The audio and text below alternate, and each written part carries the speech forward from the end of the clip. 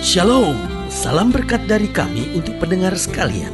Saat ini pendengar akan diberkati dengan program Hari Ini Harinya Tuhan bagian yang ke-8. Sebuah program rohani tentang doktrin Alkitab yang menolong kita untuk semakin tertanam dalam kebenaran firman dan bertumbuh dalam kemuliaan. Bersama hambanya, Pendeta Gilbert Lumendo, STH. Banyak orang merasa doktrin Alkitab sebagai sesuatu yang membingungkan. Tetapi tahukah saudara bahwa doktrin Alkitab intinya adalah memahami Alkitab dengan benar, dengan pemahaman yang sistematis, sehingga kita terus dapat tertanam di dalam kebenaran firman, sehingga kita terus bertumbuh di dalam kemuliaan Allah. Buka hati saudara sekalian untuk menerima berkat-berkat firman-Nya hari ini. Kalau kita dengar istilah kasih, biasanya yang timbul dalam pikiran kita adalah kelembutan dan senyuman. Karena kita selalu mengidentikan kasih dengan sekuntum bunga, keadaan tersenyum, dan kelemah lembutan dalam tutur kata. Apa yang timbul dalam pikiran kita jika kita bicara tentang kasih? Tetapi dengan kata-kata yang keras, dengan cambuk di tangan. Sebagian kita akan berkata, itu bukan kasih, itu adalah amarah, itu adalah kebencian. Tetapi tahukah saudara, love has to be tough. Cinta itu harus tegas, karena ketegasan tanpa cinta hanyalah kepalsuan. Saudara bisa bayangkan ketika saudara tahu bahwa anak-anak saudara bergaul dengan orang-orang yang hidup dengan narkoba, dan sudah tahu bahwa anak-anak sudah mulai terpengaruh, gayanya sudah mulai tidak seperti biasanya, lalu cara-cara hidupnya sudah mulai berubah dari kebiasaan-kebiasaan yang dulu, dan mulai sekarang kelihatan dalam tanda petik lebih dalam tanda petik modern gitu, yang mulai jeansnya robek-robek, rambutnya mulai lebih panjang, lalu mulai coba-coba pakai anting walaupun baru pakai anting-anting jepit misalnya, udah mulai coba pakai tato walaupun hanya tato-tato temporer. Nah, saudaraku yang kasih dalam Tuhan, apa yang saudara buat sama anak saudara jika saudara tahu bahwa pergaulannya dengan orang-orang yang pakai narkoba? Saya percaya saudara akan sangat tegas terhadap anak-anak saudara dan bilang, papa tidak mau lagi lihat kamu bergaul sama mereka. Bukan karena saudara ingin memisahkan diri, bukan soal eksklusifness dalam kehidupan rumah tangga keluarga saudara.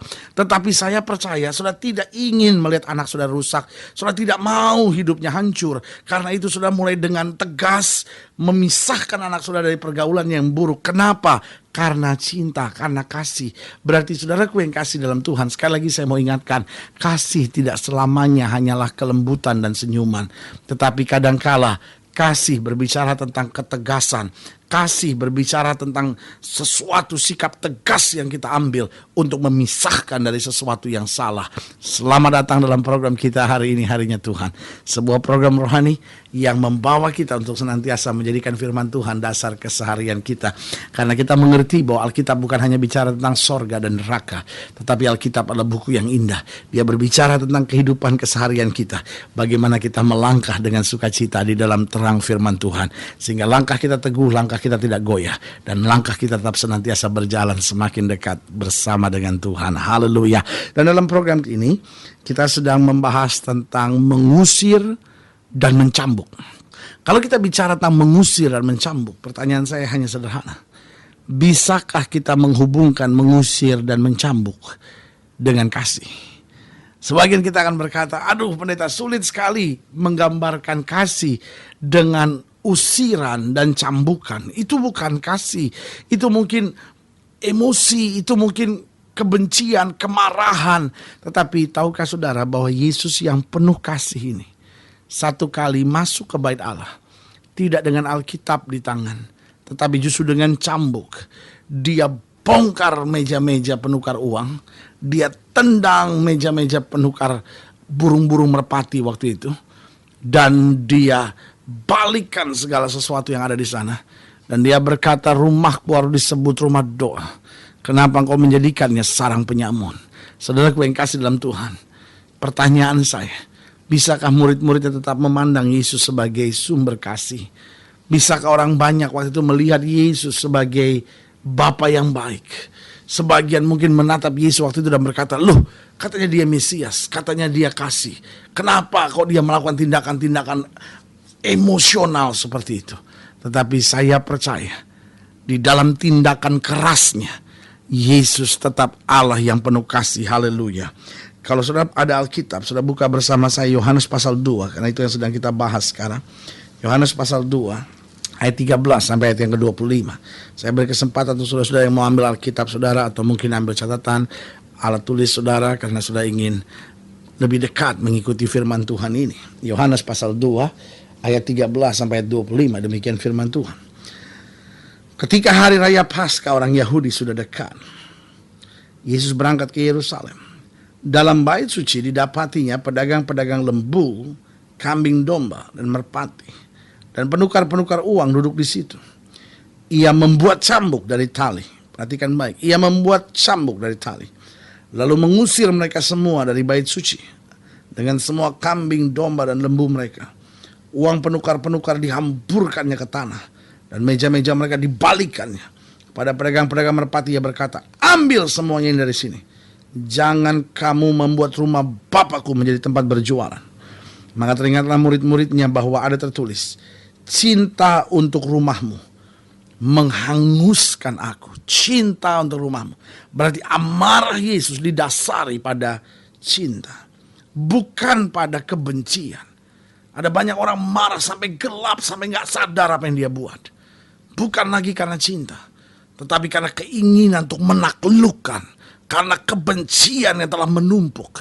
Tapi saudaraku yang kasih dalam Tuhan, Alkitab jelas berkata, cinta untuk rumahmu menghanguskan aku. Orang-orang Yahudi menantang Yesus, katanya, tanda apakah dapat engkau tunjukkan kepada kami bahwa engkau berhak bertindak demikian? Jawab Yesus kepada mereka, rombak bait Allah ini dalam 3 hari, aku akan mendirikannya kembali. Lalu kata orang Yahudi kepadanya, 46 tahun orang mendirikan bait Allah ini, dan engkau dapat membangun dalam 3 hari. Tetapi yang dimaksudkannya dengan bait Allah ialah tubuhnya sendiri. Kemudian sesudah ia bangkit dari antara orang mati, baru teringat oleh murid-muridnya bahwa hal itu telah dikatakannya, dan mereka pun percayalah akan kitab suci dan akan perkataan yang diucapkan Yesus. Dan sementara ia di Yerusalem selama hari raya Paskah, banyak orang percaya dalam namanya karena mereka telah melihat tanda-tanda yang diadakannya. Tetapi Yesus sendiri tidak mempercayakan dirinya kepada mereka karena ia mengenal mereka semua. Dan karena tidak perlu seorang pun memberi kesaksian kepada tentang manusia, sebab ia tahu apa yang ada di dalam hati manusia. Nah, saudaraku yang kasih dalam Tuhan, pelajaran apakah yang bisa kita ambil dalam peristiwa ini? Yang pertama yang saya pelajari, Yesus adalah Tuhan yang tegas dan tidak berkompromi. Tahukah saudara, persoalan dengan kita, kadang-kadang kita bilang kita mencintai Tuhan, tetapi yang membuat kita tidak bisa teguh dalam prinsip, tidak bisa teguh dalam iman, tidak bisa tegas dalam jalan kita kepada Tuhan, adalah karena kita terlalu mudah kompromi dan kita kurang tegas. Nah, saudaraku yang kasih dalam Tuhan, cinta dan ketegasan harus berjalan bersama-sama. Karena kalau cinta tidak dibarengi dengan ketegasan, itu hanya kepalsuan belaka. Kenapa saya bilang kepalsuan belaka? Karena kita akan mengecewakan orang yang kita cintai kalau tanpa ketegasan. Karena cinta selalu harus berhadapan dengan pilihan. Soal waktu, soal sikap, soal tindakan, segala sesuatu. Nah, cinta itu harus tegas. Kalau kita bilang saya mencintai Tuhan, saya harus tegas. Apapun yang Tuhan gak suka, saya harus berani berkata tidak. Sama seperti saudara bilang, saya mencintai suami saya. Berarti apa yang suami saya gak suka, saya tidak boleh kerjakan. Cinta harus tegas. Kadang-kadang persoalannya bukan kita gak mencintai Tuhan, tapi kita cuma gak tegas. Kita terlalu gampang kompromi, sehingga iman kita terus diombang-ambingkan. Nah, Yesus adalah Tuhan yang tegas. Waktu dia lihat bahwa rumah Allah, bait Allah mulai dikotori dengan penyamun-penyamun ini, dia bersihkan segala sesuatunya karena cinta akan rumah Tuhan. Yang pertama, Yesus adalah Tuhan yang tegas dan tidak berkompromi. Yang kedua yang saya pelajari, Yesus menentang segala dosa dan segala ketidaktulusan. Saudaraku yang kasih dalam Tuhan, hidup Kristen adalah hidup yang menentang segala dosa dan ketidaktulusan. Saya terlalu yakin tidak ada dosa yang terlalu kecil sampai Tuhan gak lihat. Tapi saya juga percaya bahwa tidak ada dosa yang terlalu besar sampai Yesus tidak bisa ampuni. Dia memang mengampuni dosa, tapi dia tidak akan berkompromi dengan dosa. Dia menentang segala dosa dan ketidaktulusan. Saudara boleh ke gereja tiap minggu, tapi kalau sudah hidup dalam dosa, sudah hidup dalam ketidaktulusan, Kita bilang apa? Aku tidak pernah kenal kamu. Saudaraku yang dalam Tuhan, jangan kamu sesat, kata Alkitab. Allah tidak pernah membiarkan dirinya dipermainkan. Jadi jelas Yesus adalah Tuhan yang tegas dan tidak berkompromi. Bagaimana supaya iman kita teguh, bagaimana iman kita tangguh. Jadi orang percaya yang tegas. Kalau kita tahu ini kehendak Tuhan, lakukan whatever the risk might be. Apapun risikonya. Tetapi sebaliknya kalau kita tahu ini Tuhan gak suka, kita harus berani berkata tidak. Karena hidup Kristen adalah tegas dan tidak berkompromi. Tegas bukan berarti kasar. Tegas bukan berarti bicara memaki. Tegas itu berarti kalau saya bilang tidak, karena saya tahu Tuhan tidak menghendaki, saya akan tetap pada prinsip saya. Apapun harganya. Sadar Meshach Abednego bilang kalau Tuhan yang kami sembah sanggup tolong, dia tolong. Tapi untuk menyembah dewa Tuanku Raja kami tidak mau. Jadi Yesus adalah Tuhan yang tegas dan tidak berkompromi. Yang kedua, Yesus menentang segala dosa dan ketidaktulusan. Dan yang ketiga, Yesus yang tegas adalah Yesus yang penuh kasih. Di dalam ketegasannya, dia memiliki kasih yang mendalam. Sehingga kalau sudah perhatikan lebih jauh, dia memang mengusir, tetapi dia juga menyatakan mujizat bagi orang-orang yang membutuhkannya. Sehingga pada ayatnya yang ke-22 dikatakan, dan sementara ia di Yerusalem selama hari-hari raya Paskah, banyak orang percaya dalam namanya. Sudah bisa bayangkan, kalau dia marah secara emosional, dan gelap, bongkar, marah, membenci. Saudaraku yang kasih dalam Tuhan, siapa yang mau percaya? Orang akan bilang, dia ini emosional. Tetapi saudaraku yang kasih dalam Tuhan, saya mau ingatkan buat saudara, Yesus yang marah karena ketidakbenaran, Yesus yang sama adalah Yesus yang memuji kebenaran, yang merangkul orang-orang yang membutuhkan dan mengerjakan mujizat bagi mereka yang ada dalam tekanan. Sekali lagi saya mau ingatkan buat saudara bahwa Yesus adalah Tuhan yang penuh kasih. Tetapi pada saat yang bersamaan, dia juga adalah Tuhan yang tegas. Itu sebabnya dia ampuni dosa kita. Tetapi orang-orang yang mengeraskan hati tidak akan menerima kemuliaan dan anugerah daripadanya. Karena itu saudaraku yang kasih dalam Tuhan, jadi orang-orang yang membuka hati buat dia dan mengalami anugerahnya yang luar biasa. Kalau saudara ingin dilayani lebih jauh, hubungi kami melalui telepon, hubungi kami melalui surat, kunjungi website kami. Karena kami ada untuk membawa Bapak Ibu Saudara senantiasa lebih dekat pada Tuhan, mengalami kasih kuasa mujizat yang luar biasa. Melalui program ini saya juga mau berdoa untuk setiap saudara yang sakit, setiap saudara yang berbeban berat, setiap saudara yang dalam pergumulan. Karena kita percaya bahwa bagi Allah tidak ada perkara yang mustahil. Saudara yang didoakan secara khusus boleh taruh tangan kanan saudara di dada. Dan kita doa, Bapa dalam nama Yesus, hamba doa buat yang sakit, hamba doa buat yang berbeban berat, hamba doa buat mereka yang mungkin sedang jauh dari Tuhan, hamba doa buat mereka yang mungkin gak punya sikap tegas dalam hidupnya, mereka yang mudah kompromi, mereka yang main-main dengan dosa. Tapi hari ini kami dengar firman-Mu, kami mau bertobat, kami mau berbalik, kami mau tetap setia dengan Tuhan. Karena kami tahu kekristenan mengajar kami untuk hidup dalam kasih. Tapi pada saat yang bersamaan kami tidak boleh kompromi, kami harus tegas, kami melangkah dalam kebenaran.